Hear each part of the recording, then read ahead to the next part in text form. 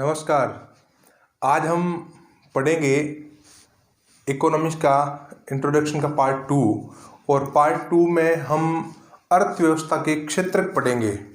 हालांकि इंट्रोडक्शन वाला समाप्त हो चुका है। इंट्रोडक्शन के अलावा ये अगला चैप्टर स्टार्ट हुआ है इंट्रोडक्शन के बाद का, और ये बहुत ही इम्पोर्टेंट चैप्टर है। इसमें अर्थव्यवस्था को हम 3 अलग अलग पार्ट में डिवाइड करेंगे। अर्थव्यवस्था को उत्पादन के आधार पर अलग अलग भागों में बांटा जाता है। उसे कहते हैं अर्थव्यवस्था के क्षेत्रक, यानी कि sectors of the economy. Sectors of economy के अंदर 3 प्रकार के सेक्टर हैं और तीनों अलग अलग सेक्टर्स में प्रोडक्शन किया जाता है, उत्पादन किया जाता है वस्तुओं का और सेवाओं का। तो ये 3 जो अलग अलग क्षेत्र है उनके बारे में आप ध्यान से सुने एक बार। तो अर्थव्यवस्था के इन 3 क्षेत्रों में पहला है प्राथमिक क्षेत्र। प्राथमिक क्षेत्र को हम कृषि क्षेत्र भी कह सकते हैं। ये वो क्षेत्र है जहां पर कच्चा माल हमें उपलब्ध होता है। प्राकृतिक रूप से जहां कच्चा माल उपलब्ध होता है उसे हम प्राथमिक क्षेत्र कहेंगे। और सरल शब्दों में अगर हम कहें कि जहां पर प्रोडक्शन तैयार करने के लिए जो रॉ मटेरियल चाहिए, वो रॉ मटेरियल हमें कहां पर मिलता है, बस वही हमारा प्राथमिक क्षेत्र कहलाता है। जैसे कृषि है, एग्रीकल्चर, जैसे खनन है, जैसे मछली पालन है, ये हमारे प्राथमिक क्षेत्रों में आते हैं। खनन में जितने भी, चाहे वो कोयले की खनन हो या किसी प्रकार का मिट्टी का खनन हो, लोहे का खनन हो, ये रॉ मटेरियल वहां से प्राप्त होता है। तैयार मटेरियल प्राथमिक क्षेत्र में प्राप्त नहीं होता है, केवल और केवल कच्चा माल प्राप्त होता है। उसको बाद में सेकेंडरी सेक्टर में भेजकर उसको तैयार किया जाता है एज ए प्रोडक्शन।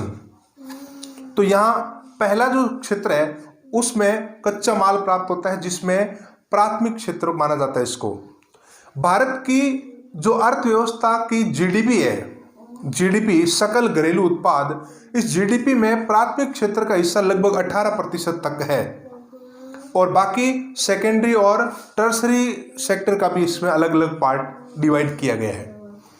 उसके बाद में अगला जो सेक्टर है, तो अर्थव्यवस्था का जो दूसरा क्षेत्र है उसे हम द्वितीय क्षेत्र या सेकेंडरी सेक्टर कहते हैं, या इसको दूसरे शब्दों में औद्योगिक क्षेत्र भी कह सकते हैं, जहां पर वस्तुओं का निर्माण किया जाता है, मैन्युफैक्चरिंग होती है जहां पर, उसे हम कहते हैं सेकेंडरी सेक्टर। और ज्यादातर इसमें औद्योगिक क्षेत्र शामिल होते हैं, इसलिए इसको औद्योगिक क्षेत्र के नाम से भी जाना जाता है। यहां पर कच्चा माल जो होता है, कच्चे माल से वस्तुएं तैयार की जाती है, इसलिए इसको निर्माण या औद्योगिक क्षेत्र भी कहते हैं।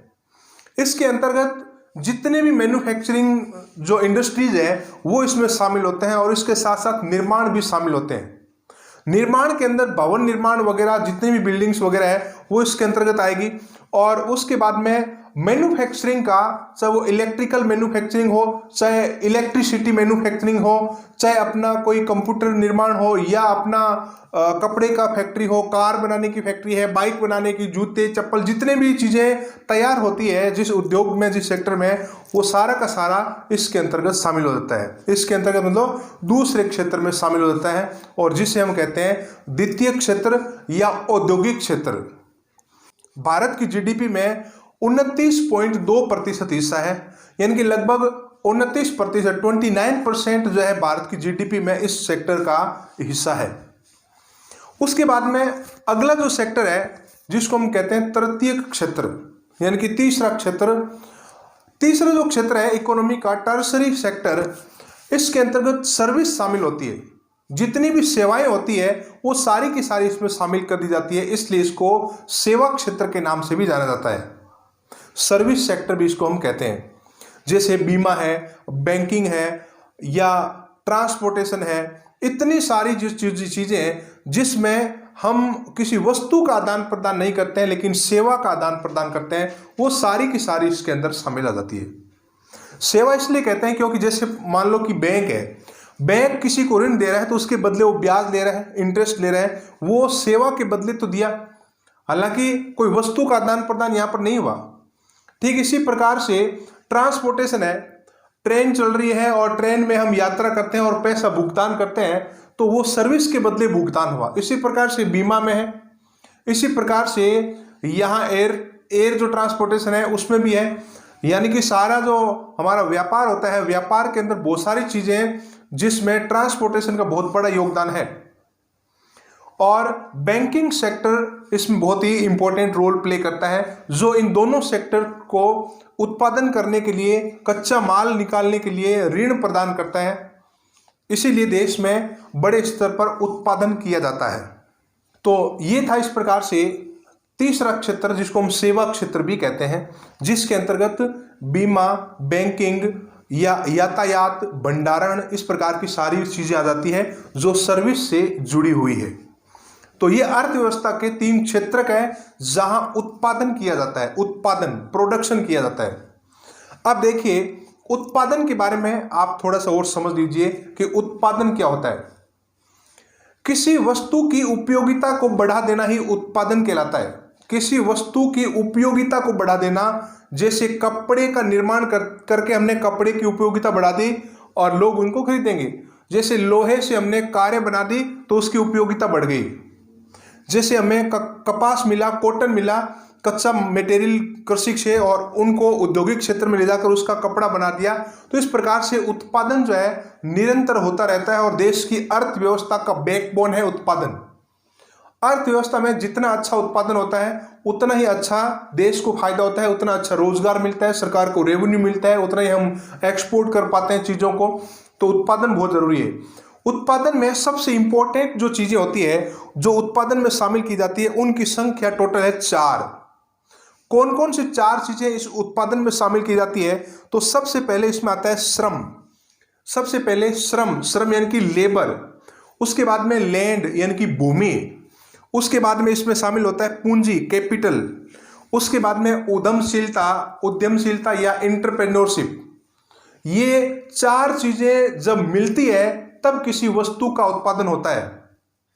हमें बहुत आसानी से मिल जाती है मार्केट में, शॉप पे जाकर हम लेकर आ जाते हैं, लेकिन इसके पीछे का अगर बैकअप देखें कि किस प्रकार से वस्तु तैयार हुई है, चाहे आप एक बुक ले लो, चाहे एक पेन ले लो, चाहे मोबाइल ले लो, चाहे कपड़ा ले लो, चाहे जूता चप्पल कुछ भी ले लो, वो हमारे तक जो है प्रोडक्ट तैयार होकर पहुंचता है, उससे पहले किन अलग अलग क्षेत्रों में वो रहता है, किन अलग अलग क्षेत्रों में वो कार्य करता है। जो गतिविधियां होती है वो उत्पादन की गतिविधियां होती है, जिसमें श्रम सबसे इंपॉर्टेंट होता है। श्रम जिसमें लोग काम करते हैं वहां पर, उसमें एक शारीरिक श्रम भी होता है और एक बौद्धिक श्रम भी होता है। लोगों के आइडियाज भी चलते हैं, जो नई नई डिजाइन बताते हैं कि कार का ये मॉडल अच्छा होगा, और ये बौद्धिक श्रम है। उसके बाद में यहाँ लैंड यानी कि भूमि, जहां से रिसोर्सेज प्राप्त किए जाते हैं और वहां फैक्ट्री लगाई जाती है। भूमि से हमें कच्चा माल भी मिलता है और उसके साथ साथ तो मार्केट के आसपास है, तो वो भूमि हमारे लिए काफी अच्छी बेनिफिशियल रहती है। उसके बाद में इसमें पूंजी बहुत ही इंपॉर्टेंट रोल प्ले करती है। पूंजी, पूंजी में मानव निर्मित पूंजी हो सकती है, संसाधन हो सकते हैं जिनका इस्तेमाल उत्पादन के लिए किया जाता है। इसमें भौतिक पूंजी जैसे मशीनें, भवन वगैरह, बौद्धिक पूंजी भी इसमें शामिल होती है। मानवीय विचार वगैरह ये बौद्धिक पूंजी का हिस्सा है, जैसे आविष्कार वगैरह, रचनात्मकता को डिजाइन वगैरह तैयार करना। वित्तीय पूंजी जिसमें नकदी, आभूषण, ज्वेलरी वगैरह, ये सब वित्तीय पूंजी के अंतर्गत आता है। किसी भी उत्पादन को करने के लिए 4 चीजें बहुत ही इंपॉर्टेंट होती है। उसके बाद में उद्यमशीलता बहुत ही जरूरी है। उद्यमशीलता किसी व्यक्ति या समूह में पाई जाने वाली एक उत्पादन की शक्ति, जिसको हम उद्यमशीलता बोलते हैं। इस शक्ति के मुख्य गुण होता है नवाचार की इच्छा, यानी कि कुछ नया करने की विल पावर, इनोवेशन एपिटाइट बोलते हैं जिसको हम, प्रबंधन की इच्छा यानी कि मैनेजमेंट एपिटाइट, जोखिम उठाने की इच्छा, रिस्क एपिटाइट। ये तीनों चीजें मिलकर किसी उद्यमशीलता को तैयार करती है, और ये किसी व्यक्ति के अंदर होती है जो उद्यम लगाता है, या एंटरप्रेन्योरशिप जिसको हम बोलते हैं, जो उद्योग व इंडस्ट्री स्थापित करता है। तो ये सारी चीजें उत्पादन के लिए बहुत ही इंपॉर्टेंट होती है। तो आज हमने पढ़ा कि किस प्रकार से अर्थव्यवस्था के 3 अलग अलग क्षेत्रों को अलग अलग विभाजित किया जाता है और उसके बाद में वहां पर उत्पादन होता है। तो ये क्षेत्र जो है अलग अलग होना हमें समझ में आना जरूरी है। अब अगर आपको कोई ये पूछे कि जो हमें कच्चा माल प्राप्त होता है वो प्राथमिक, द्वितीय, तृतीय कौन से क्षेत्र से आता है, तो आप आराम से बता सकते हो कि प्राथमिक क्षेत्र में कच्चा माल होता है, द्वितीय क्षेत्र में तैयार माल होता है और तीसरे क्षेत्र में उन दोनों क्षेत्रों के लिए सेवाएं उपलब्ध करवाई जाती है और वो सर्विस सेक्टर का हिस्सा होता है। इस प्रकार ये अर्थव्यवस्था के हमने क्षेत्र पढ़े और बाकी हम अगली क्लास में अगला टॉपिक पढ़ेंगे। कल हम 11 बजे नेक्स्ट टॉपिक पढ़ेंगे, नया टॉपिक। और इसके साथ साथ आप लोग जो है घर पे रहें, अच्छा पढ़ें, खुश रहें, पॉजिटिव रहें और हर दिन नया सीखने की आप कोशिश करें। जिस दिन आपने सीखना बंद कर दिया, बस वहीं से ये समझ लो कि हम गलत दिशा में जा रहे हैं। सीखना हमारी फितरत में होना चाहिए, नई नई चीज़ें सीखें और इस दौरान आप खुश रहें, पॉजिटिव रहें। आप हमेशा ये देखें कि मेरे पास ये गोल्डन अपॉर्चुनिटी है सीखने की और ये इतना अच्छा अवसर है। जो इंसान जीवन में सीखता है वो दुनिया में आगे बढ़ता है। इसलिए हर दिन कुछ नया सीखें, कुछ नया करें। आज शाम को आप अपने आप को रिपोर्टिंग करें। आज की रिपोर्टिंग डेली होनी चाहिए अपने आप को सोने से पहले कि आज मैंने क्या काम किया, नया क्या किया, उसमें क्या कुछ मैंने बेहतर किया। और अंदर से भगवान की, ईश्वर की आवाज़ आएगी और वो बताएगा कि हाँ आज आपने ये नया किया है। नहीं किया है तो ये खतरे से खाली नहीं है। इस प्रकार से आपको टाइम वेस्ट बिल्कुल नहीं करना है। टाइम हमारे लिए बहुत ही कीमती है और अच्छा करें, खुश रहें, पढ़ें और एग्जाम की अच्छी आप तैयारी करें। बाकी हम अगली क्लास में मिलेंगे। जय हिंद, जय भारत।